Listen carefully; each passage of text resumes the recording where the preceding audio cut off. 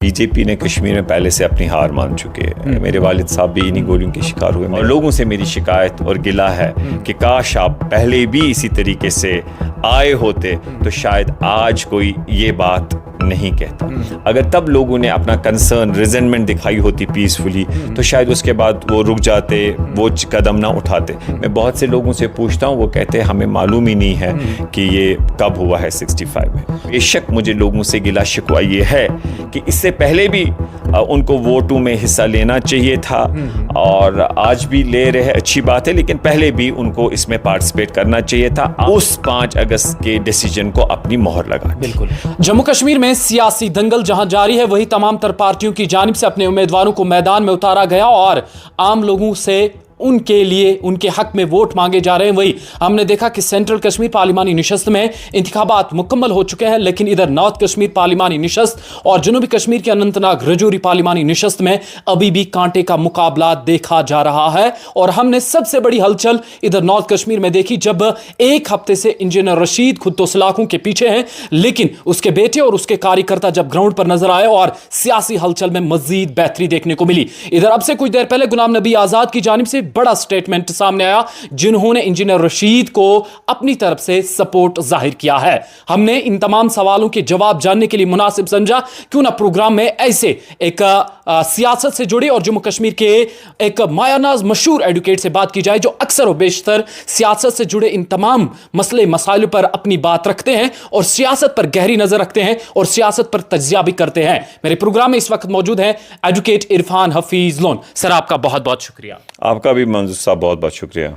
Sir, सबसे पहले 2019 यानी एब्रिगेशन ऑफ आर्टिकल 370 दफा 370 की मनसूखी के बाद अब जम्मू कश्मीर में पार्लिमानी इंतखाबात हो रहे हैं। किस तरीके से आप इन इंतखाबात को देखते हैं और क्या मुख्तलिफ लगते हैं आपको ये इंतखाबात? देखिए, जो इलेक्शंस की बात है, मैं बहुत पहले से ज़ाती तौर इसके हक़ में था कि जो हमारे बड़े मसले मसाइल है सियासी, वो बातचीत से हल हो और जब तक वो मसले मसाइल हल हो हमें इस प्रोसेस से दूर नहीं रहना है।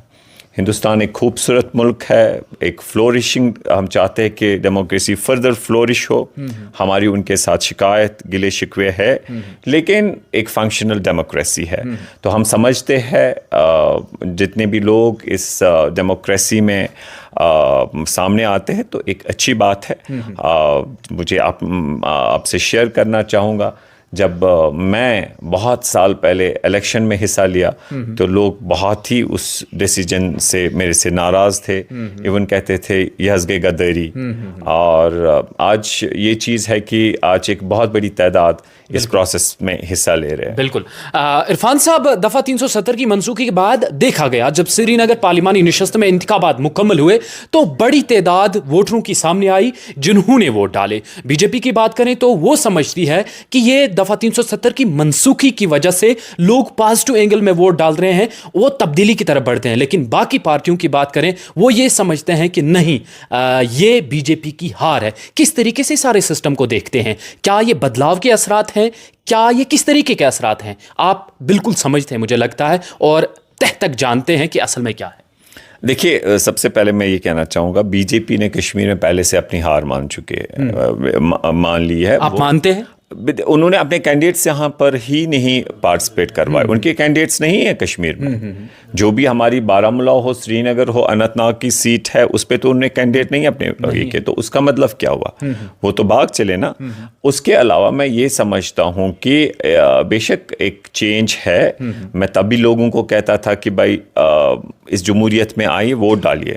बदकिस्मती तब लोग रूठ के रहे और आज की डेट में वो सामने आए, बहुत अच्छी बात है, हम इस बदलाव का वेलकम करते। लेकिन अब इस बदलाव को बीजेपी के लोग इस तरीके से लेते हैं कि भाई 370, बिल्कुल वो समझते हैं कि जब 370 था 2019 में तो बहुत कम वोट पड़े, बहुत कम वोट पड़े, जैसे श्रीनगर का आपने कहा। और आज 370 हटने के बाद उनका मानना है कि उसमें दुगना नहीं त्रिगुना इजाफा हुआ है। तो इससे ये साबित होता है कि लोगों ने इन इलेक्शंस के दौरान उस 5 अगस्त के डिसीजन को अपनी मोहर लगा दी। बिल्कुल। लेकिन मैं ये कहना चाहता हूं, बेशक मुझे लोगों से गिला शिकवा ये है कि इससे पहले भी उनको वोटों में हिस्सा लेना चाहिए था और आज भी ले रहे हैं, अच्छी बात है, लेकिन पहले भी उनको इसमें पार्टिसिपेट करना चाहिए था। आज शायद किसी को ये बहाना नहीं मिलता कि देखो जी 370 हटने के बाद यहाँ पर परसेंटेज बढ़ चुकी है। बहरहाल मैं यही कहूँगा भारतीय जनता पार्टी के लोगों से कि हम लोगों का संघर्ष जारी रहेगा। हम इसे ये मानते हैं कि जो हमारे पॉलिटिकल राइट्स है, रेस्टोरेशन ऑफ स्टेटहुड है, हमारे पावर प्रोजेक्ट्स है, जो भी जेन्युइन हमारे रिलीज ऑफ पॉलिटिकल प्रिजनर्स है, हम उसके लिए संघर्ष करेंगे, पूरे देश भर में घूमेंगे और जो भी सरकार केंद्र में होगी, अगर भाजपा की सरकार फिर से आती है या कोई और सरकार आती है तो उनके पास जाएंगे, बहुत गुजारिश करेंगे कि हमारे जेन्युइन राइट्स को बहाल किया जाए।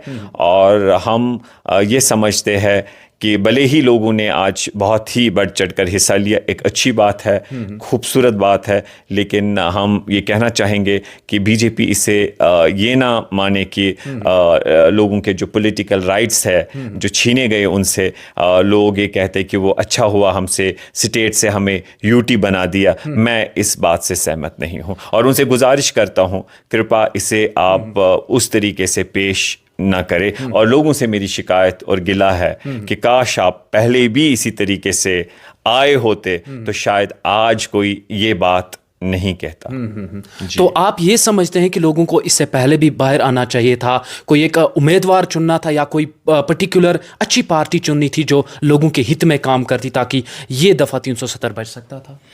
मैं ये समझता हूँ बहुत सारे हमें अवाम की ओर से भी हमें बहसत, मैं अपनी एज कश्मीरी खुद की बात करता हूँ, मेरे से भी ये गलती हुई है कि पिछले 70 साल हमारी ओर से एक सीरियस एफर्ट्स नहीं रहे हैं कि जो हमारे पास था कि इसे कैसे प्रोटेक्ट किया जाएगा। आपके पास प्रधानमंत्री था, सदर था, इंटरनल ऑटोनॉमी थी, 370 था, एक स्टेट थी, आपके पास अपनी असेंबली थी, अपना जम्मू कश्मीर का आइन था, आप उसे बचा नहीं पाए। तो शायद अगर तब लोग जो ही 1965 में अगर यहाँ मान लीजिए प्रधानमंत्री और सदर रियासत पोस्ट को एबॉलिश किया गया, अगर तब लोगों ने अपना कंसर्न, रिजेंटमेंट दिखाई होती पीसफुली, तो शायद उसके बाद वो रुक जाते, वो कदम ना उठाते। मैं बहुत से लोगों से पूछता हूँ, वो कहते हैं हमें मालूम ही नहीं है कि ये कब हुआ है 65 में। तो सर आपसे ये भी जानने की कोशिश करेंगे क्योंकि दफा 370 को लेकर आप सुप्रीम कोर्ट पहुंचे और आपने एक बड़ी मुहिम छेड़ी, आप लगातार अर्जियों के सिलसिले में सुप्रीम कोर्ट तक आपने दरवाजा खटखटाया और इस मुहिम में आपका बहुत बड़ा रोल जम्मू कश्मीर से रहा।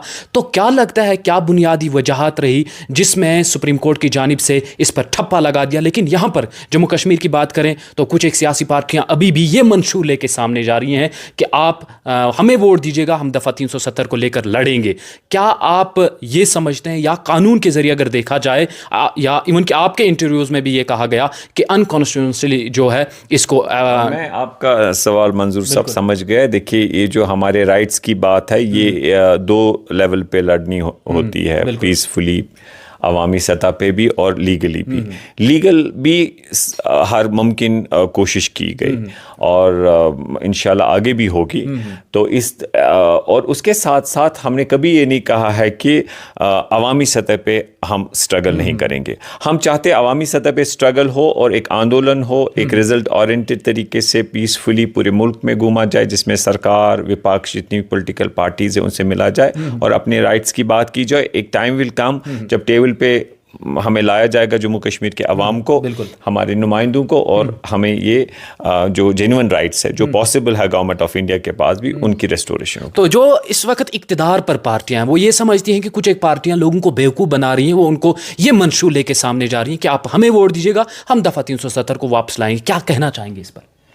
देखिए, हर पार्टी जो है एंटाइटल होती है अपना मंशूर रखने के लिए, तो उसमें अगर कोई पार्टी ये इन चीज़ों को अपने मंशूर में रखती है तो मुझे लगता है इसमें ये हम कतई नहीं कहेंगे कि ये गलत बात है, ये उनका अधिकार है और वो रखेंगे तो अच्छी ही बात है। जम्मू कश्मीर की अगर बात की जाए तो इस वक्त कैंपेनिंग का सिलसिला जारी है। वही अगर हम सियासी रहनुमा या वो उम्मीदवार जो मैदान में उतरे हैं, तो कोई एक अहम मंशूर सामने नहीं आ रहा है जो लोगों के सामने रखा जाए। बिल्कुल हम देखते हैं कि एक पार्टी दूसरी पार्टी पर तनकीद, दूसरी पार्टी दूसरी पर तनकीद, उसको नहीं आया यार मैं कर लूंगा। तो किस तरीके से देखते हैं इसको?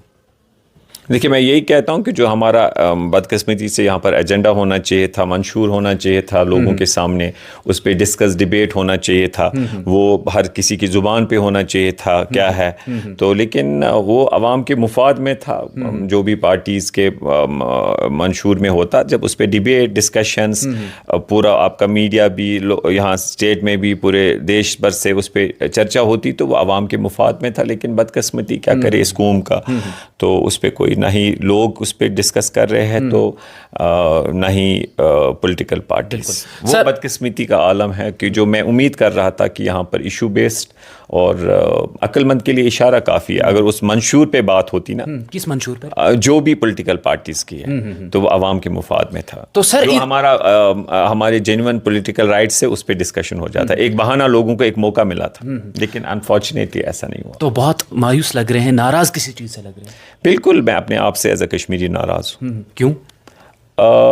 मुस्तकिल मिजाज नहीं है हम। 1 लाख लोग मारे गए, मेरे वालिद साहब भी इन्हीं गोलियों के शिकार हुए, मेरे करीबी मासरे भाई, उनके वालिदा फिर उनके दुख में हमेशा रही, और वो भी इस दुनिया से रुखसत हुई। मेरे वालिद साहब मुझे अभी भी याद है, मैं 7वीं में पढ़ता था। तो 1 लाख लोग चले गए, हर घर घर की ये कहानी है। उसके बाद मैं शायद अल्फाजों में नहीं बता सकता हूँ हम कहाँ थे और हम कहाँ पहुँचे और हमने क्या खोया, शायद अल्फाजों में बयान नहीं कर सकते। 1 लाख लोग, और आज हम देखते हैं कि मुस्तकिल मिजाज नहीं है। मैं इन पॉलिटिकल पार्टीज़ को कसूरवार नहीं ठहराता हूँ, मैं अपने आप को एज अ कश्मीरी इसका रिस्पॉन्सिबल। आप सर जिस तरह इस दुख को जाहिर कर रहे हैं, सामने ला रहे हैं, यकीनी तौर पर आपसे बेहतर कोई नहीं जान सकता। अगर आपको एज ए आम कश्मीरी पूछा जाए कि कश्मीर का आम इंसान क्या चाहता है, कैसे जवाब देंगे? वाकई कश्मीरी जो है वो चाहता है कि जो अमन हो और उनके जो जेन्युइन एक खुशहाल ज़िंदगी बसर करे, और जो जहाँ तक हर इंसान के पॉलिटिकल एस्पिरेशंस होती है, जेन्युइन एस्पिरेशंस, और कॉन्स्टिट्यूशन के दायरे में डेमोक्रेसी जो मेरा मुल्क मुझे दे सकता है, वो उन पे है। वो चाहते हैं कि वो रिड्रेस हो। सर एक सियासी सवाल आपसे पूछना चाहूँगा, क्योंकि अगर नॉर्थ कश्मीर पार्लिमानी निशस्त की बात की जाए तो पिछले 1 हफ्ते से एक ज़बरदस्त हलचल देखने को मिली। नौजवान इंजीनियर रशीद को सपोर्ट कर रहे हैं, एक तरफ से नौजवान उसके हक में है, और दूसरी तरफ 65 साल बुजुर्ग, 50 साल के ऊपर जो बुजुर्ग है, वो अपने ही रवायती सियासतदानों को चुनना चाहते हैं। तो किस तरीके से इस हलचल को देखते हैं कि क्या ये बड़े चेहरों के बीच एक बहुत बड़ा पहाड़ खड़ा कर सकती है? उनके लिए बहुत बड़ा चैलेंज है। और ये भी सुनने में आया था शायद आपकी जानिब से भी इंजीनियर रशीद को हिमायत का एतराफ़ कर दिया गया। देखिए, मैं सबसे पहले आपको ये बताना चाहता हूँ कि जमहूरियत में लोग हिस्सा ले रहे एक अच्छी बात है। हम पूरे कश्मीर में देख रहे हैं। मुझे 2016 भी याद है, मुझे बाकी जो यहाँ पर जिस दौरान बहुत से नन्हे बच्चे हमने खोए, तो तब इसी जज्बे के साथ, इसी जोश के साथ ये नहरेबाजी करते थे। किसी और कॉन्टेक्स्ट में, किसी और चीज़ के, मतलब किसी और कॉन्टेक्स्ट में। तो अब आज जो है नौजवान, ये इसका मैं खैर मकदम करता हूँ, आई अप्रिशिएट दिस। आज वही नौजवान, वही तराने, वही गीत, वही संगीत, आप समझे मेरी बात, वो आज इलेक्शन रैलीज़ में उसका इजहार करते हैं। लोकतंत्र में संविधान को मजबूत करने के लिए इसमें हिस्सा लेते। तो मैं समझता हूँ कि I love piece, I love कि डायलॉग के थ्रू बातचीत मसले हल हो। तो मैं समझता हूँ कि अगर आज नौजवान हो, बुज़ुर्ग हो, इस प्रोसेस में हिस्सा लेते हैं तो अच्छी बात है। In that context I welcome that. तो आपकी जानिब से हिमायत का ऐलान कर दिया है या नहीं? देखिए, मैंने अभी इससे पहले भी इंटरव्यू में कहा कि मैंने जो कहना था वो कह दिया है, उससे मज़ीद मैं और नहीं कह सकता हूँ, क्योंकि मेरा एक लार्जर कॉज है।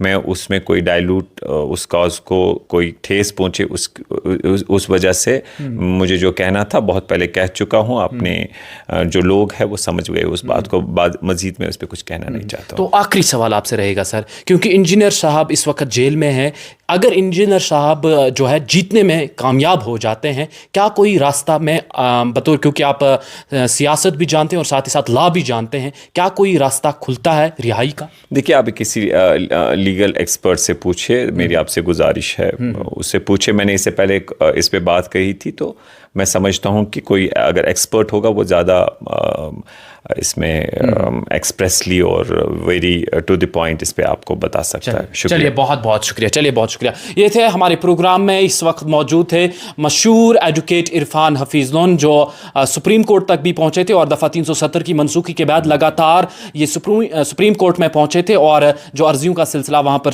रहा था, और इसके बाद ये जो है वक्तन फ़ौक्तन लगातार चर्चों में रहते हैं। साथ ही साथ ये डीडीसी संग्रामा भी हैं और लंबे अरसे से सियासत से जुड़े हैं और अपनी तमाम ज़िंदगी ये कहते हैं कि मैंने अपनी कौम के लिए वक्फ कर दी है, और अक्सर और बेशतर हम इनसे बातचीत करते रहते हैं। और आज के प्रोग्राम में हमने इनको मदऊ किया था और कुछ एक अहम सवालों का जवाब इनसे जानने की कोशिश की। इकबाल बशीर के साथ मैं मंजूर डार, कश्मीर औरा के लिए।